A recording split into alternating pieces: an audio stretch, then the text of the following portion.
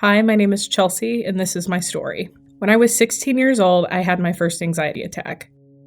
I did not know it at the time, but that would be my life for a while. After graduating college at 23, I took a position as a supervisor running several group homes, and my anxiety at that point got very aggressive.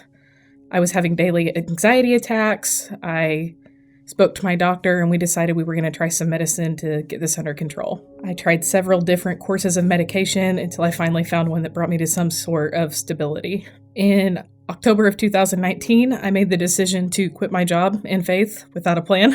And on my final day at that position, I had my final anxiety attack. God started moving in my life at that point, and I just didn't have anxiety attacks anymore, but I was always in this constant state of worry. In October of 2020, I decided to switch churches and I started attending the roads. Every week, it seemed like someone had a word about anxiety, but I would never go forward. And in January, I had decided I was going to start a small Bible study in my home. And I really felt like the Lord was telling me to study the woman with the issue from the New Testament with that issue for 12 years.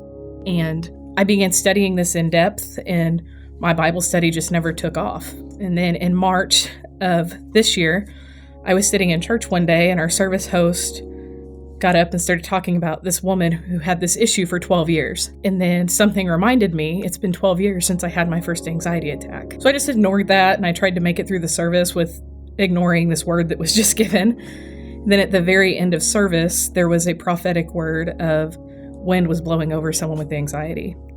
And at that point, I knew God was calling me out, because the first time I ever experienced the Holy Spirit, I felt wind. So I went forward and I let all these people pray for me.